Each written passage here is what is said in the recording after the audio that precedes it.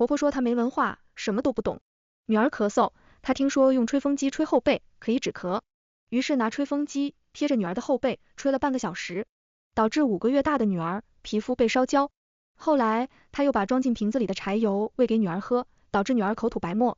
我找她理论，她说自己不识字，不知道里面是柴油。争执间柴油打翻，导致家中失火。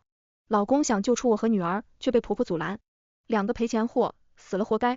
我和女儿死后，老公不堪忍受心理折磨，服毒自杀。婆婆像没事的人似的，拿着巨额保险，带着大伯住进了重新修整的家。睁开眼，我又回到婆婆要拿吹风机给女儿吹背的那一天。倩倩姐，你女儿咳嗽好些了没？最近得流感的人多，孩子免疫力低，你们进出可得做好防护工作。同事的声音将我从浑噩中拉回现实。我看着亮着的电脑屏幕，以及凑过来说话的同事，整个人愣了又愣，泪水瞬间涌出。我重生在了婆婆用吹风机烧焦女儿后背这一天。见我眼圈泛红，同事吓了一跳。倩倩姐，你怎么了？是不是孩子出什么事了？我抬手打断她的话，另一只手拿出手机，拨打婆婆的电话。孩子没事，我只是着急打个电话，你忙你的。同事不再询问，婆婆的电话却打不通。想到接下来发生的事，我再也顾不了那么多，拎起包往外走，转而拨打老公的电话，同时不断的在内心祈祷，希望一切还来得及，女儿不再遭罪。上辈子也就是这天，女儿感冒咳嗽一直不好，帮我带孩子的婆婆听同小区的阿姨说，可以用吹风机缓解咳嗽，因此在我上班前，她询问过我，我刷到过这样的视频，所以同意了。临走时不止一次提醒她，吹风机千万不要离得太近，注意温度，不要烫伤孩子。谁知下班回家后，就听到女儿哭嚎不止。仔细检查下发现，女儿的后背被婆婆用吹风机烫焦。我询问婆婆，只是用吹风机吹后背，孩子为什么会伤成这样？婆婆毫无愧疚心地大声辩解，我没读过书，什么都不懂，不知道只是一点热风，怎么烫成这样？难怪吹的时候我还闻到了烧焦味，以为是锅里的肉煮糊了。我气急反问，我不是提醒过你吗？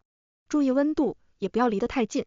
婆婆闻言，立马倒在地上哭嚎，说我文化高，嫌弃她是没文化的老婆子，又说她年纪大什么都不懂，好心帮我带孩子，我还要斥责她。老公也没有办法，只能安慰我事情已经发生，最重要的是及时送女儿去医院治疗。想到女儿这么小，皮肤那么娇嫩，还要承受这样的痛苦，我的心比刀捅过还要难受。然而，从我走出公司到坐上出租车，婆婆的电话一直打不通。无奈之余，我只能打电话求助老公。老公，你在哪儿？你能尽快回家一趟吗？3。面对我的要求，老公根本没有多做思考，更没有提出疑问，而是应了句好。我挂断电话，除了继续拨打婆婆的手机，还催促司机开快点。我谎称女儿一个人在家有危险，好心的司机大哥抄近路，一路飙车，致使我提前5分钟到家。打开门的一瞬间，我看到婆婆正拿着吹风机，贴着女儿没穿衣服的后背猛吹。女儿趴在婆婆腿上，小脚乱蹬，哭闹不止，娇嫩的白皮肤已经烫得发红。婆婆却像没有听见似的，哼着歌继续吹热风。看到这一幕，我腿脚一软，险些摔倒在地。反应过来后，一个箭步冲上去，夺走了婆婆手里的吹风机。妈，你这是在做什么？婆婆也没想到我现在回来，看了一眼我手里的吹风机，一脸无辜道，给孩子吹背呀，怎么了？不是我说，这个点你不是在上班吗？怎么回来了？我懒得再跟她纠缠下去，立马将女儿抱在怀里，检查她的后背。女儿依旧呜呜哭个不停，小手紧紧抱着我的脖子，眼泪跟断了线的珠子似的砸在我身上。我心疼极了，小心将她放在腿上，手指触碰到她发烫的后背。没有人比我更清楚被活活烧死的痛苦。想到上一世经历的一切，眼泪瞬间忍不住往下掉。我哽咽着质问，妈，你知不知道吹风机离孩子那么近，会烫伤她？婆婆无所谓的撇撇嘴道，哪里会烫伤，我不睁眼看着吗？见她一副老赖嘴脸，我瞬间想起来，上辈子她巴不得我和女儿都去死，拿吹风机猛吹女儿后背，根本就是故意的。眼看婆媳大战一触即发，大门在这时被打开。进屋的老公一脸迷茫，盯着我和婆婆道，妈，倩倩，家里出什么事了？4。我还没出声，婆婆嗷的一嗓子哭出来，是我老太婆没用，孩子都看不好，我听人家说孩子咳嗽用吹风机吹后背可以缓解，这不，吹风机刚打开，你媳妇就说我要害孩子，我不活了。婆婆一边哭一边往地上坐，老公看看我又看看婆婆，最终只能上前将婆婆扶起来。妈，你这又是做什么？有话好好说。说着又回头看我，倩倩，都是一家人，咱能不闹吗？我看着老公，狠狠抹了一把泪。上辈子也是这样。老公谢新宇的确是个十足的好老公，偏偏看不出来婆婆的绿茶招数。他说，婆婆一把屎一把尿把他们兄弟俩拉扯大不容易，让我多担待点她。再加上婆婆总说自己没文化，连我们所在的城市都没出过，什么都不懂，谢新宇便觉得即便婆婆有错，也是无意为之。记得那时女儿刚满月，婆婆提议回老家办满月宴热闹，我们便回去了。谁知宴席当天，女儿哭闹不止。仔细检查后，才发现裹着女儿的棉被里面扎着绣花针，女儿正是因为被这些绣花针刺破皮肤，才哭闹不止。幸好当时及时发现，才没有酿成严重后果。事情败露后，婆婆也是一脸无辜，说她只是按照村里的习俗，给满月的孩子添寿添福，绣花针是心灵手巧的象征，没有别的意思。旁边的七大姑八大姨打掩护，说的确有这样的事，谢新宇也说婆婆没有恶意，只是太稀罕这个孙女。于是我在一堆人的劝说下，不予计较，更是在休完产假去上班后，答应了婆婆过来带孩子的要求，对她感恩戴德。却没想到，她竟然一门心思想害死我们母女。这一次，我绝对不会允许她再伤害女儿一分一毫。我看着谢新宇，反问道，闹？随后将她的手搁在女儿发红发烫的后背上，你自己摸摸看，烫不烫？小孩子的皮肤比我们成年人还要娇嫩，她是没文化，但不是没见识。也许你们觉得我夸张了，那我只能证明给你看。说完，我将女儿塞进谢新宇怀里，拽着婆婆走到吹风机旁，撩起她的衣服，拿吹风机贴着吹。还不到1分钟，婆婆已经嗷嗷叫起来，烫烫烫，松手，快松手，你是不是要烫死我？我无视婆婆的挣扎和哀嚎，依旧紧紧地抓着她的衣服，迫使她无法离开。吹风机继续近距离对着她的后背猛吹。还是谢新宇反应过来，把孩子放在婴儿床上，扑过来制止了我。倩倩，你疯了吗？我看着她笑，我是疯了。但凡经历过一次和心爱的女儿一起被活活烧死的痛苦，换谁都会疯。随后又撩起她的袖子，把吹风机贴着她的胳膊吹，烫不烫？谢新宇刚开始还能忍住，可同样没坚持1分钟，脸色已经变得煞白。他的眼神闪现一丝慌乱，将手臂收回去，开始安抚我的情绪。好了，我知道了，这事的确是妈的不对，他人老皮厚，不知道孩子受不住这个温度。婆婆跟着狂点头，是啊，我哪知道一个吹风机能这么烫。我还想再说下去，谢新宇已经道，倩倩，现在不是计较这个的时候，宝宝后背这么红，咱们还是赶紧去医院吧。想到女儿被烫的后背的确不能耽搁，我只能暂时放下这件事，让她开车带我们去医院。好在我回来的及时，女儿被烫的地方虽然起了几个水泡，但到底没有上辈子那么严重。可看到女儿哭红的小脸，我还是忍不住落了泪。回去的路上，谢新宇不断安抚我，我知道你难受，对不起，我保证回去好好说说妈，不会再有下一次了。而我则趁机开口，老公，咱们把妈送回老家吧。我以为这个要求提出，谢新宇会多少和我掰扯几句，没想到话刚说完，他立马点头，好，都听你的，你说什么都行。眼见事情顺利的让我有些措手不及，我不安的反问一句，真的？他认真道，真的。这天回家，我给公司领导请了假，哄女儿入睡后，便着手写辞职报告。婆婆殷勤的打扫卫生，还做了我喜欢吃的饭菜，甚至看到我在电脑前忙碌，平时嚷嚷着什么都不懂的她，还给我泡了杯咖啡，端到电脑桌上。可无论她现在怎么表现，在我眼里，杀人凶手就是杀人凶手，无论如何都不会原谅。所以那杯咖啡，我一口都没动。打完辞职报告，我并没有顾及婆婆还在家，开始跟谢新宇讲述未来的规划。明天我就去公司递交辞职报告，我这上班没几天，手头交接工作不多，最多2天就能处理完。到时候你看是让妈自己坐车回去，还是你开车送一趟？听到我的话，谢新宇的脸色当场变了。他看了一眼婆婆，立马上前拉着我的手往卧室走。等进去后，他压低了嗓音道，老婆，这是不是都过去了吗？你怎么还在较真？我几乎不敢相信自己的耳朵，明明他前脚答应的，后脚却不承认。你说我在较真？也就是说，回来的路上你答应我的话都是假的。他没有正面回答我的问题，而是将手搭在我的肩膀上，认真道，老婆，我知道女儿出这种事你很难受，我也很难受，可是我们要现实一点。我每个月工资到手12000，房贷就要6000，孩子1个月尿不湿、辅食那些，最少也得1000吧。另外，我们一家3口吃喝拉撒，3000块不算多吧？这些加起来都有1万了。对了，我们还要养车，车也有保养费、燃油费以及车位费。如果你再辞了职，我们一家3口怎么活？我愣愣的看着他问，所以你还是不答应我辞职自己照顾孩子？他点头，无力的开口，是。倩倩，我知道我没用，是我对不起你们，可是只要再熬熬，等孩子大一点上幼儿园了，就什么都好了。我答应你，到那个时候我就把妈送回老家。气，我不知道该怎么形容我的心情，胸口仿佛压了一座大山，让我喘不过气。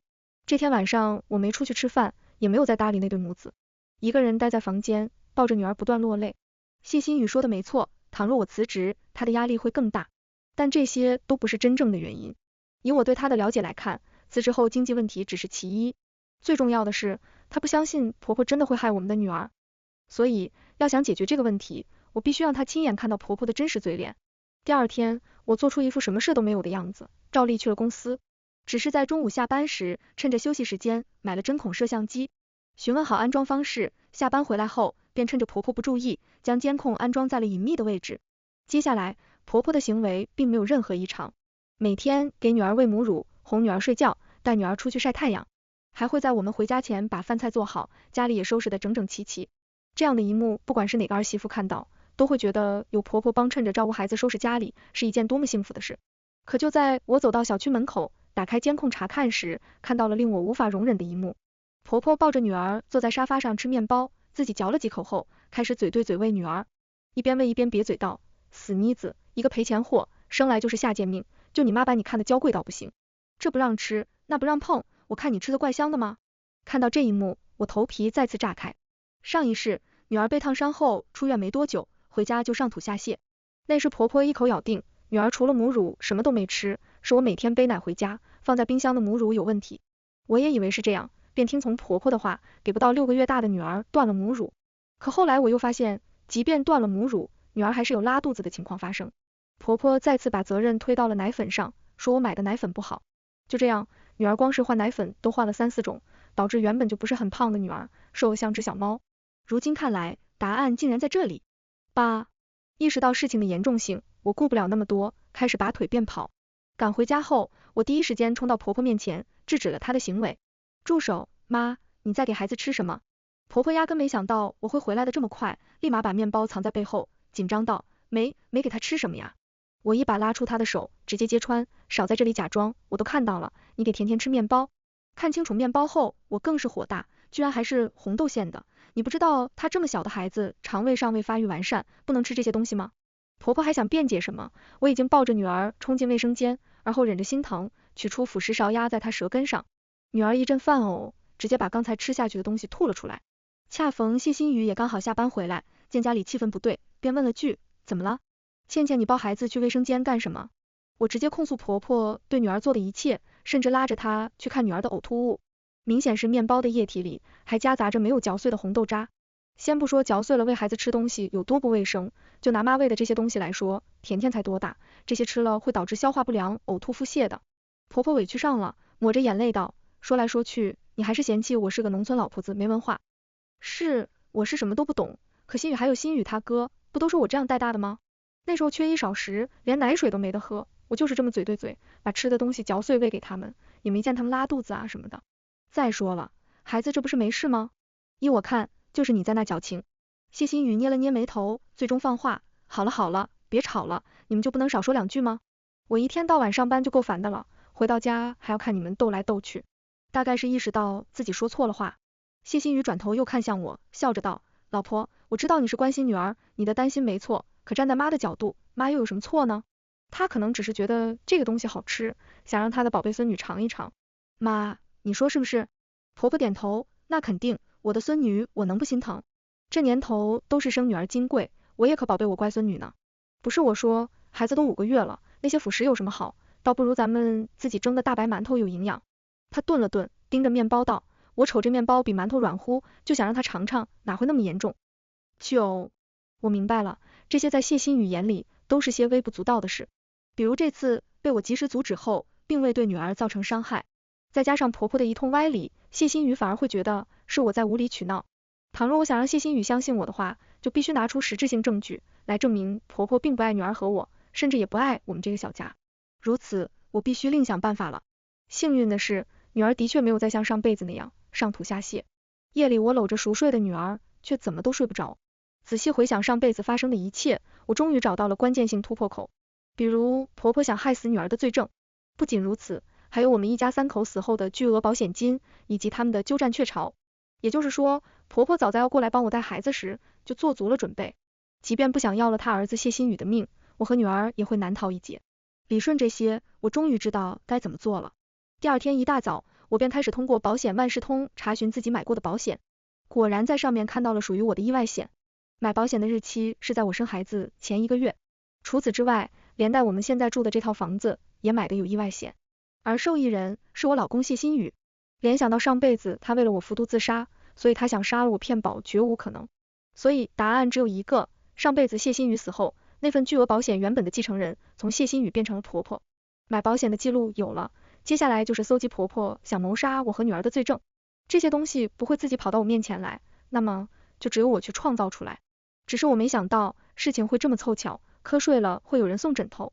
这天我照例查看监控，就见在家带孩子的婆婆接了一通大伯的电话。婆婆讲电话习惯开免提，因此他们的对话我听得一清二楚。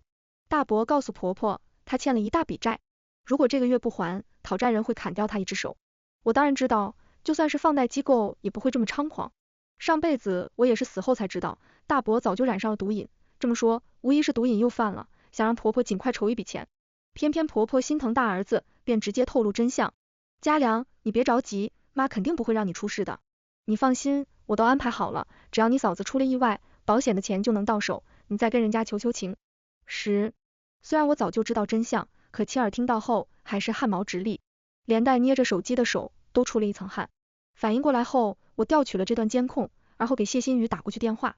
谢新宇几乎秒接，老婆，怎么了？我深呼吸一口气道，老公，你现在能不能出来一趟，咱俩见个面，我有东西想让你看。谢新宇的声音明显紧张起来，出什么事了？是不是咱妈又惹你了？你听我说，妈就是没文化的村妇，很多事情都不懂。你听到她字里行间还在维护婆婆，我打断她的话道，来不来？不来的话，我们就离婚吧。大概是听我语气不像在开玩笑，她顿了顿道，好，那你等我10几分钟，我处理完手上的事，马上赶过去。我原本还想再叮嘱一些，最后又忍住了。挂断电话后，我又打开监控查看，果然不出我所料，谢新宇挂断电话后就打通了婆婆的电话。接通后，谢新宇问，妈，倩倩在家吗？婆婆闻言，似乎还有些不放心，环顾了一眼四周才道，没有啊，怎么了？她是不是又跟你告什么状了？你说你这媳妇吧，刚开始还好好的，怎么生了一个丫头片子后，人都变态了？你要相信妈，妈做什么都是为了你们好啊。谢新宇没多说，只是道了句我知道了，便匆匆挂断电话。我悬着的心终于放下。刚才我暗暗下定决心，倘若谢新宇先跟他妈妈通气，这个婚我也得离。好在他并未如此。我收拾好东西，跟上司请了个假，便打车回到小区，在楼下找了家咖啡厅，给他发地址等他。等待的过程中，我眼睛眨也不眨的盯着监控，眼睁睁的看着婆婆把买回来的柴油拿出来，看着女儿诅咒，有了这玩意，我看还喝不死你，就算喝不死，也要你半条命。你一死，就轮到你那贱人妈了。我冷汗潺潺，继续保存这段录像，同时打电话催谢新宇。好在半个小时后，谢新宇终于来了。见面后，不等他询问，我便将手里存的所有录像以及意外保险通通打开给他看。他的眼神从一开始的震惊到不可置信，到最后变成了痛苦。妈怎么能这么做？她可是我的亲妈，甜甜的亲奶奶呀。我没让他再继续逼下去，盯着监控便拽着他往家的方向跑。别急着吐槽了，来不及了，赶紧回。眼看谢新宇还一脸茫然，我又补了句，妈要给甜甜喝柴油。听到我这么说，谢新宇立马来了精神，跑得比我还快。但我知道，无论谁先一步到家，都是在救我们的女儿。等我赶到家时，婆婆手里的饮料瓶早就被打翻在地。谢新宇气喘如牛，母子俩对视着。至于家里，早就弥漫着一股浓烈的柴油味。我上前便问，妈，地上撒的是什么？怎么这么浓的柴油味？我的一番话让谢新宇也反应过来，他看了我一眼，便明白了我的意思。接着他用手抹了一把地上的液体嗅了嗅，跟着道，我还当你只是给甜甜喝饮料，没想到你给她喝的是柴油。妈，她可是你亲孙女，你到底想干什么？婆婆的眼神写满了慌乱，但很快又恢复镇定。她扯着嗓子道，什么？这是柴油？不对呀，看着瓶子颜色，明明是饮料，平时我都看你们喝的，我是觉得饮料味道好，想给甜甜尝尝，刚才我还是喝了一口才准备喂她的。我真被婆婆气到了，东西摆在眼前，还在抵赖。眼看瓶子里还有柴油，我直接捡起来往她嘴里送。婆婆意识到我在做什么，拼尽全力将我的手推开。喝呀，你不是说你刚才喝过一口吗？怎么现在不喝了？我，婆婆看看我，又看看谢欣雨，突然一屁股坐在地上，大声哭起来。我哪知道那是柴油不是饮料，我看你们就是嫌弃我这个老太婆，我大字都不识一个，能懂什么？眼看婆婆还在狡辩，我转身进了房间，将我平时吃的维生素拿出来，又搜到了她藏起来的安眠药。你说你不识字，那这些呢？我的维生素是谁换成乱七八糟的其他过期药？还有安眠药，你都碾成粉末了，不要告诉我你这是打算自己吃的。如果你还不承认，我也有办法，你看看这个。我准备拿出监控录像给婆婆看，谢欣雨却突然出声打断了我，梁倩倩。我看着她，她神情痛苦，表情近乎哀求，最终走到婆婆面前，颤声道，妈，你去收拾一下东西，我送你回老家吧。12。我能理解谢欣雨现在有多痛苦，可她依旧选择保全了婆婆的面子。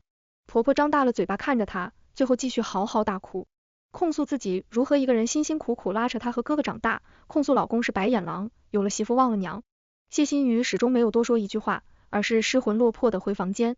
婆婆见这招不管用，干脆道，行，要我回乡下也不是不行，可也得让我吃饱饭再回去吧。我去做饭。我没吱声，抱着女儿跟进房间。谢欣雨早就忍不住崩溃哭泣，看到我，她张了张嘴，什么都说不出来，最后只剩下一句，她是我妈呀，为什么要这么做？为什么？我也不知道，我只知道，有的母亲不配当妈。但我没想到的是，不经意的一瞥，我又看到了婆婆偷偷放大招。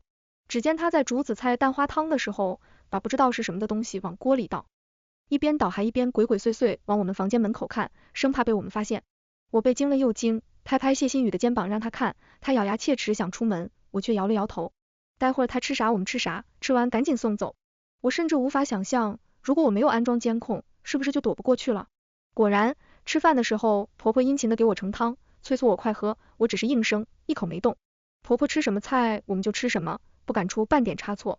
见一计不成，趁着我出门倒垃圾的功夫，婆婆又打电话给大伯，他们好像感觉到了，再拖下去怕是会暴露。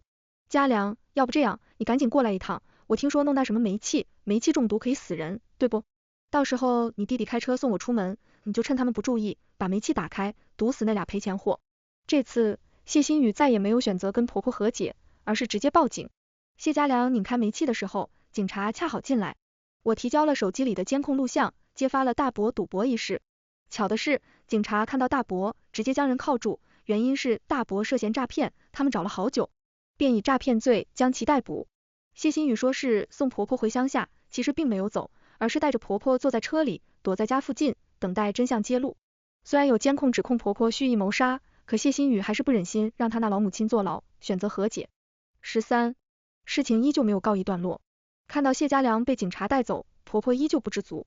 等警察离开后，开始指着我的鼻子破口大骂，都是你这个贱人，如果不是你，我儿子怎么可能被抓走？你这个不下蛋的母鸡，生不出儿子的烂货，早知道如此，我说什么都不让你进我家的门。欣雨，跟他离婚，他害你哥哥坐牢，这种扫把星不能留。你今天要是不跟他离婚，我就撞死在你面前。谢欣雨攥紧拳头，冲上去紧紧攥住婆婆的手，咬牙切齿道，妈，都什么时代了，你怎么还重男轻女？你以前不是告诉我，生男生女都一样吗？你这又是做什么？嘉良是做错了事，才被警察抓走的。我是你的亲儿子，你做这些有没有考虑过我的感受？知不知道如果没有他们，我也会活不下去。一番话，听得我也泪流满面。我仿佛又回到了上辈子我被活活烧死以后，看到那些画面的时候。那时我的灵魂被禁锢在烧得焦黑的家里，眼睁睁地看着谢欣雨每日来这破烂的家里买醉。他一遍又一遍地喊着我和女儿的名字，询问没有我们，他该怎么活下去。他哭，我跟着流泪。那段时光是比死亡更让我难受的回忆。我甚至还在心里默默祈祷，希望我们下辈子还能做夫妻。婆婆听到谢欣雨的话，冷笑出声，不是亲生的就不是亲生的，跟你亲妈一样窝囊废。要知道你这么没用，我早就该掐死你，何必把你拉扯这么大？谢欣雨愣住了，妈，你说什么？什么不是亲生的？婆婆张了张嘴，意识到自己说错了话，随后又破罐子破摔道，是你不是我亲生的，你是我领养来的孩子，要不是领养你能每个月都拿到部队的补贴，我能养你这种没出息的儿子？一切都说得过去了。这就是婆婆一直偏袒大伯的原因，这就是上辈子谢欣雨死了以后，婆婆也能拿着我们的保险金美滋滋住进家里的原因。爱屋及乌，反之亦然。14. 谢欣雨还在崩溃，似乎无法接受这样的事实。我不是你生的，那我的爸爸妈妈呢？他们是谁？他们怎么死的？没有人回答她的询问，婆婆也没有，反而是自顾自的唉声叹气起来。不过想想你也算是争气，没爹没妈，反而从小就学习好。嘉良就不争气了，学习成绩不如你，都30好几了，连个女朋友都没有，样样不如你。其实我当初也是想拿你当亲生儿子看待的，偏偏你娶了这个贱女人后就不听我的话，问你要点钱补贴你哥哥你都不肯，我也没办法，只能拿他们娘儿俩换点钱。婆婆说着，猛地冲到厨房，点燃燃气灶，而后拿出另一瓶柴油，朝着我和女儿扑过来。我被这样措手不及的一幕吓了一跳，连连后退。谢欣雨反应过来，冲上去制止了婆婆的行为。妈，你这是做什么？婆婆眼神愤恨，咬牙道，做什么？当然是烧死这对赔钱货。你哥欠了一大笔债，只要把这些债还清，他不就不用坐牢了？谢欣雨继续抵住婆婆，让她无法靠近我们母女。婆婆眼看这招不起作用，又把视线放在了燃烧的燃气灶上。她举起煤油瓶，像是要把煤油都浇上去。可谢欣雨紧紧地抓着她，她根本动弹不得。情急之下，婆婆一口咬在了谢欣雨的手腕上。谢欣雨吃痛，狠狠地将婆婆推开。柴油因为两人争执，早就有一些泼在了婆婆的手上以及衣服上，再加上刚才一个踉跄，又有一些泼在她身上。可她根本不在意，目光死死盯着燃气灶。不等谢欣雨冲过去，她已经整个人靠近燃气灶，将瓶子里剩余的柴油全浇在上面。火苗在接触到柴油的一瞬间，火焰扑扑上蹿，直接点燃了婆婆的衣服。再加上婆婆身上有柴油，以至于婆婆顷刻间变成了火人。惨叫声凄厉的传出，婆婆不堪忍受，躺在地上打滚。我被这一幕吓坏了，还是谢欣雨反应过来，冲出走廊砸出灭火器，对着婆婆一阵乱喷。房子没有被烧毁，可即便扑灭了火，婆婆整个人也被大火烧得焦黑。她的头发全烧没了，皮肉脱落，救护车还没把她送到医院抢救，已经活活疼死。15. 谢家良诈骗罪名成立，因为情节严重，被判处8年有期徒刑。安葬婆婆期间，有老家的亲戚悼念，从他们口中，谢欣雨才知道自己的真实身世。原来谢欣雨的爸爸是一名军人，一次出任务，意外牺牲。那时谢欣雨还没满月，妈妈在月子里哭成泪人，伤了身，没多久便因病去世。婆婆像没事的人似的，拿着巨额保险，带着大伯住进了重新休整的家。后来亲戚们提起，都说幸亏婆婆有谢欣雨爸爸的抚恤金，要不然也没办法拉扯大两个孩子。我不知道谢欣雨听了这些想到了什么，只知道她不断的喃喃道，原来是这样，原来是这样。处理完婆婆的后事，我们再也没有踏回老家一步。每年祭奠的人也换成了亲生父母。这件事之后，我辞了职，一边带孩子一边做兼职。日子虽然有些紧巴巴的，但快乐。未来的路很长，而我和我的家人将会平安幸福下去。